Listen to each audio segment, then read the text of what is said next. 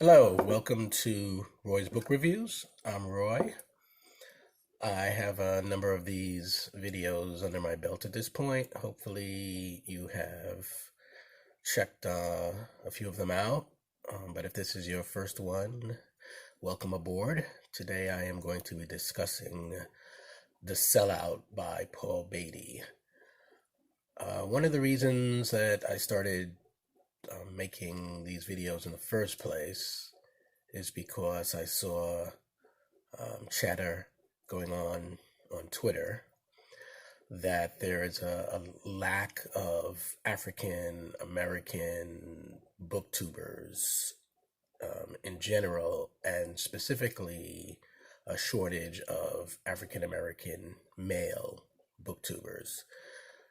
This doesn't come as a surprise to me, particularly the latter fact, because I've read in the past that black males are in the minority of fiction readers. So it makes sense that if we're doing the least amount of reading, at least of novels, probably going to be doing the least amount of reviewing and booktubing. So I decided to enter the fray to give a perspective that's apparently needed from the black male fiction reader, which is what I proudly am.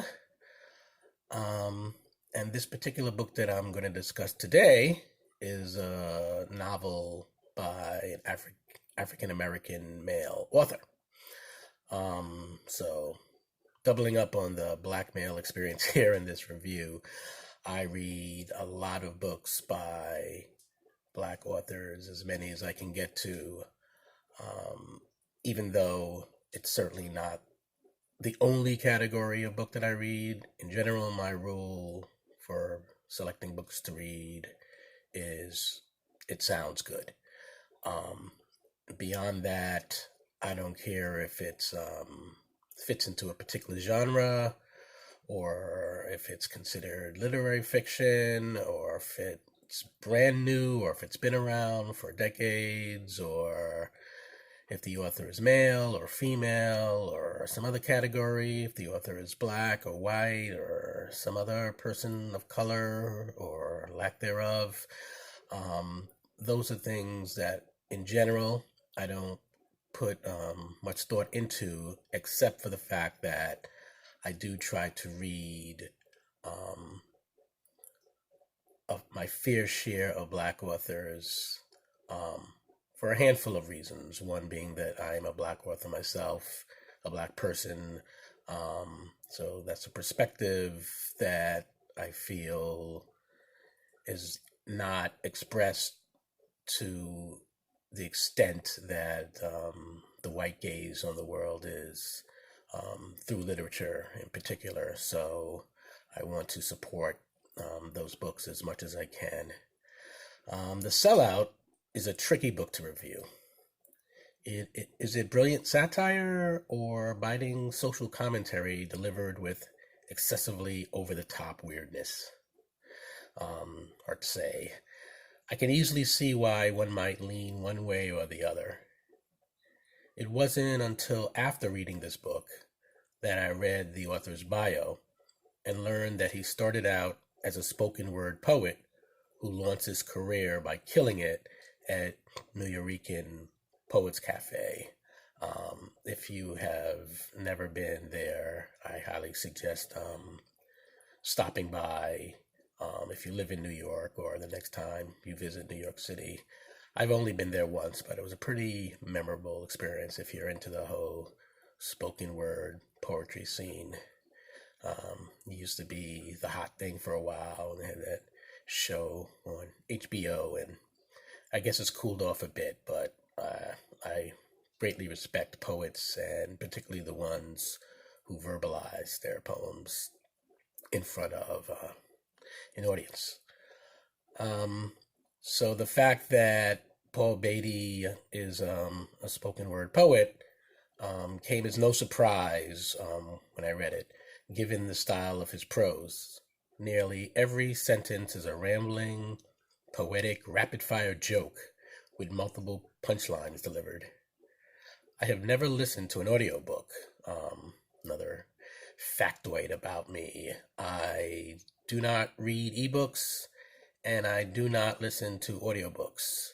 This does not mean I will not do one or the other in the future, particularly maybe an audiobook if I have a long road trip where I'm doing the driving. But otherwise, I am on team, and maybe this is controversial, maybe you won't like it, but I'm on team reading a book is reading a book, whether it's off page or off a screen. Listening to a book is listening to a book. It's not reading a book. It's listening to a book. You get to find out what the story is about, and you do interpret it in your own way, but it's not quite the same as actually putting in the mental effort of reading it. That's just my opinion. So where was I?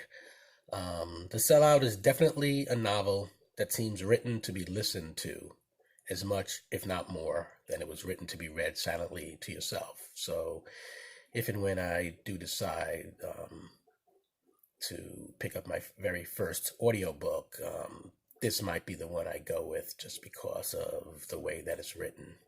The wacky plot involves a black man who was homeschooled by his social scientist father, it's tough to say, with every lesson being about racial identity. After his father is murdered by cops, the son inherits the family farm, along with acquiring settlement money. Not that they live in farm country. Where they live is in a California town that has literally been erased from the map. So in addition to providing his neighbors with incredible fruit, stellar weed, and crisis counseling in times of mental emergencies, the narrator is also on a mission to bring the town back into existence, or rather into recognition that it's still there. He is friends with the last living cast member of the Little Rascals, a man named Hominy, who voluntarily insists on being the narrator's slave. Yes, you read that right. And no, I don't have an explanation for motive beyond this book is satirical with every line meant to be taken with a grain of salt, or perhaps a boulder of salt. It's very strange indeed having a character in the present as a black man volunteering to be a slave. So he is volunteering to be the slave of another black man, but still very odd. The whole story is very strange and very wonderful. In addition to being a slave owner, the narrator also decides to attempt to bring racial segregation back to their town, one location at a time, starting with a city bus. Yes, you read that right. He's not fighting against segregation that exists. He's trying to bring us back to the time when segregation was the norm. You could say he is like Donald Trump in that way, though certainly with different motive. If what I'm describing sounds bizarre, you've got the right idea. Beatty hits readers with every cultural reference under the sun along the way. The Sellout seemed to me less of a story than someone showing off how witty he can be on the topic of our national obsession with race. There is a bit of a romantic subplot involving the driver of the aforementioned bus that's barely worth mentioning, except to make it clear in this review that while throwing everything out there, Beatty did not forget the kitchen sink. I enjoyed this book, yet reached the point where I was mainly reading to accomplish the feat of finishing what had been started. So while I said I consider this to be a wonderful book, I also consider it to be a bit laborious after a certain point to get through. I suppose I personally prefer my satire in shorter doses. I suppose that as much as I love expertly delivered, thought-provoking spoken word poetry, I look forward to a different form of artistic experience when reading a novel versus, going to a place like Nuyorican Cafe and listening to a spoken word poet do his thing or her thing. Um, I gave this book 4 stars on Goodreads, rounding up from 3.5, which may matter to you, may not. I just thought I'd mention it since I mentioned it in my review on Goodreads. Um, and this book was the recipient of the Man Booker Prize, so it is a critic's darling, and I can see why. Not that every book that wins a Man Booker Prize is necessarily one of my favorites, but it shows that it's definitely the type of books that critics, love to praise. I don't know if I'll read another Paul Beatty book, to be honest, but I'd love to listen to him read from his work or just hear him talk about whatever comes to mind. So, like I said, maybe the first Paul Beatty novel that I experience will be in audio format, my very first audiobook, or maybe I'll have the opportunity to see him, at an author reading some point, which would be very cool.